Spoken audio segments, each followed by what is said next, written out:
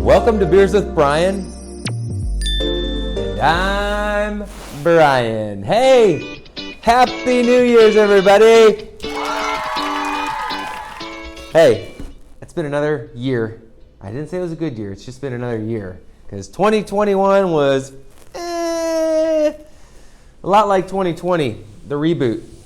But what will 2022 be like? Ooh.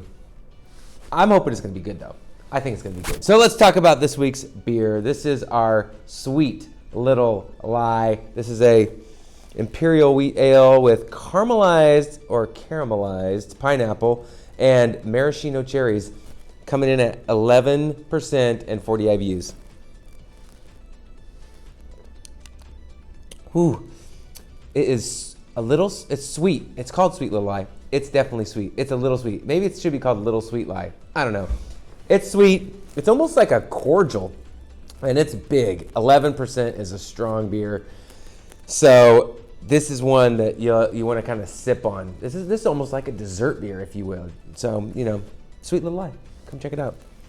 That beer came from part of a wort share we did with the Tippecanoe Homebrewers Circle. We brewed a big batch of wheat base beer, and we gave the wort to a bunch of the homebrewers who each converted it into their own style of beer. They finished those beers. They're going to be giving them to us here over the next week or so. We're going to have some judges do a little sampling. We're going to declare a winner, and the winning homebrewer is going to get to come here to the brewery to brew on our bigger system rather than their stove, and we're going to make a batch of the winning beer for spring. So be looking forward to that. But our beer, we took that wort and we added even more grain, made the beer bigger, stronger, imperial. And you're probably thinking to yourself, what does imperial mean? I'm going to tell you a little story about imperial. Imperial basically means a bigger beer. So initially it was like the Russians and the heads of European countries had beers made especially for them by brewers around Europe. Those were the imperial ales. But now it's been sort of co-opted by American brewers. So this is a little entry from the Oxford Companion to Beer. All right, here you go. American craft brewers seeking bigger, bolder flavors for their own beer started to append the word imperial to any beer that mimicked an existing style but boosted the alcohol level and often the hop bitterness as well. First came Imperial India Pale Ales, or Imperial IPAs. Then came Imperial Wit Beers, Imperial Pilsners, Imperial Brown Ales, and even Imperial Milds. Talk about oxymorons. The creativity that went into the beers themselves seemingly abandoned the brewers when it came to naming the new styles. Any beer style that has been given a dose of steroids is now said to be imperialized, a term that brings to mind the sudden attainment of superpowers by a comic book hero.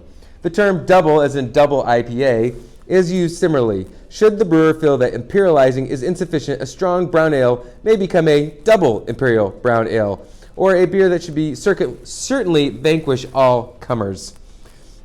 Although many of these beers are well made and the prefix imperial amuses some craft brewers and beer aficionados, the general public can be forgiven for feeling somewhat confused. A beer that would have been called a Hellesbock 20 years ago has suddenly become an Imperial Pilsner, even though the beer in question has no imperial connections and is decidedly not a Pilsner. There you go. So, Imperials, kind of like an American marketing gimmick now, if you will. Speaking of big beers, we still have bottles of bombers of our bourbon barrel barley wine.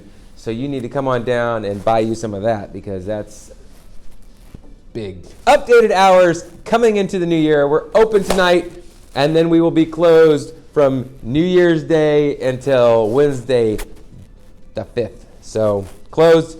Ongoing, we're going to be closed every Monday and Tuesday because we're going to be serving food every day that we're open.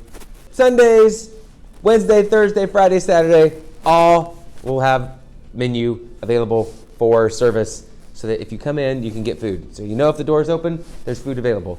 And we might be even open Sunday mornings too. You know what I'm saying? It's brunch. That's what I'm saying. All right, that's all I got for you today. Like, subscribe, comment, Here's a comment. Here's a question for you. Are you going to do a New Year's resolution this year? No? I don't know. I might. I like to frame it as goals for the new year, not resolutions, because we all know what happens to New Year's resolutions. They go bye-bye sometimes. All right. Cheers, everybody.